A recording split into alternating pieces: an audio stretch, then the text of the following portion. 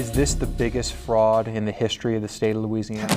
Dirty deeds. It was started by two guys, Keith Crescione, Norman Billiot. They emailed me out of the blue now about, 2.5 years ago, and they say, you know, we've been looking at this thing on and off for about 30 years, and we think we got something pretty big here. We got 16 boxes right now. Right away in the first meeting, I knew this was huge. The general populace, they're going to be shocked because it's one of the biggest raw deals, in my opinion, that the state has ever engaged in. I think the biggest challenge working with Dirty Deeds was there wasn't a lot of visuals to work with. So essentially, James Noe assigned the lease to W.T. Burton, and Burton assigned part of that lease back to Noe and his friends with Win or Lose. There is no win or lose about it, it's all win. Everyone involved in the story was dead, so it's not like I could run out and get some new shots of some of these people, get them walking out of their house or something, so it took a lot of internet searching to come up with some very old footage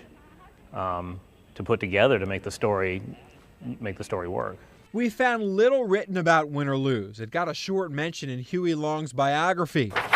We've spent 2 years digging through the complicated mess, looking at tens of thousands of documents, many 70 years old, even going through these old books in state archives, the only public documentation that shows how much Win or Lose actually made. We spent days, more than a week, locked in a room, calculating numbers in these old books, from these old books, just to get one number in our story. And it was the critical number in the story. I think it was how much money has been made off these leases. All totaled, from 1936 to now, the leases have paid all parties more than $400 million. It was different to go through these old books. Some of these books, we may have been the first people to look at it since they were written in to begin with. To crack the seal on these ancient old books was very interesting. About a year in, I knew this was going to be a big project, a multi-part series for us, and I started to get the idea, you know, there's going to be a lot of important information, interesting information that we don't even include in a TV story, and that's where we frame the idea of putting stuff just exclusively on the website. Interesting to see how times have changed in our business. Never would I have thought I've been editing a story strictly just for the internet. You know, I'm used to doing it for broadcast TV. I've been doing this for over 20 years and never thought that we'd be doing something to that level. But I like the idea of stuff that did not fit into our regular on-air stories, but was still very informative. To be able to put that on the web for other people who had the interest to go and look at it was a great way to help our viewers. It's a story that's, you know, the outcome we still don't know. The Attorney General's investigating. It will have somewhat of an impact on history in Louisiana, the way history is written. Did you or your wife falsify campaign documents? Who are you? Lee Zurik with Channel 8. Don't know you. Hiding Behind the Badge. A long series of stories for us it really started with a simple tip. We got a call that from a source that a video that was supposed to be shown in Washington, D.C. to congressmen for a parish in Louisiana, Plaquemines Parish. The video never aired. Never seen it, have you? I've never seen it. I'd like to. For $174,000, I'd love to see it. After we got that initial tip, we noticed that the sheriff was putting his part of the charges for that video with the production company on his personal credit card, then get it reimbursed. And it just didn't sit well with us. We knew something didn't smell right. We asked for all payments by the sheriff to Burning since 2006 and found the sheriff paid the production company about $500,000. But the money wasn't paid by check or an office credit card. It was all paid by the sheriff himself, charged to his personal credit card, and the sheriff was eventually reimbursed by his office. The aha moment came when, you know, we plugged all our numbers into an Excel spreadsheet and staring at it on the computer for hours and sorted it differently, and then realized, oh, that number is the same as that number, and realized that he was likely falsifying his campaign finance reports. Sheriff Hingle. We've been trying to track down Hingle for weeks and ask him if he falsified campaign documents.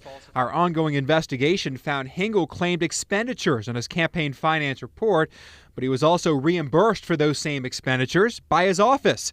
According to the records, he was essentially getting paid for the same expense twice. In this story, we asked the sheriff a number of times, will you do an interview? We want you to answer some questions. But it got to the point where he needed to answer these questions. These were serious allegations, serious questions we were raising, and he needed to respond. Sheriff, can you tell us if you or your wife have falsified campaign documents?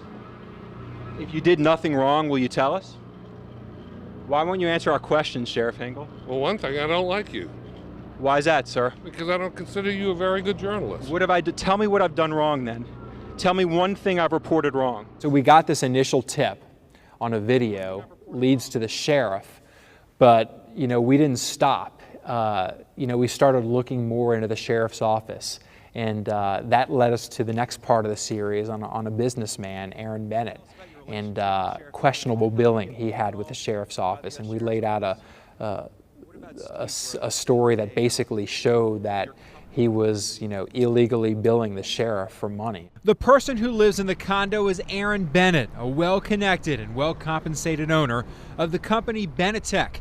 His company has made millions of public dollars, but we've uncovered evidence that shows his company may have overbilled while working in Plaquemines for Sheriff Jiff Hingle. It goes to that businessman, Aaron Bennett, but then, there's another element where we did a story on BP money. That led us to the next part of our investigation, where the guy paying the sheriff the BP money is a former FBI agent. And, we did a couple of stories on him, and that launched another FBI investigation, a separate FBI investigation. The public doesn't normally get a look at emails like these, emails we dug up that reveal a company pushing for a no-bid contract. Emails where a public official asked for a company to sponsor a dinner. One government watchdog says it could be public corruption playing out right before your eyes, in black and white. It's more of a horror movie from Louisiana's point of view. I guess the challenging part of the story was truly the lack of visuals. There was not a lot of video to work with. What we were dealing with was bank accounts. So it's not like you had a lot of cars moving or buildings to shoot or things like that. So it was challenging to work with all these documents and try to make something interesting for the viewer. So essentially, DRC purchased a vessel for BCA Offshore and then rented it back from the company. It started off with a sheriff of one parish in Louisiana and grew into involving the BP oil spill, a former FBI agent, a movie production company. This series is the latest in the storied Louisiana history of political favors and corruption. 2 men plead guilty inside a federal court, a third in the crosshairs of the FBI following our year-long investigation. It does say a lot about the TV station here, committed to investigative journalism, committed to telling stories, however long it takes, whatever resources you need to put into those stories. The station was committed to these projects. They invested any time we needed, any money we needed, any personnel we needed into telling these stories for our viewers and doing our job as journalists.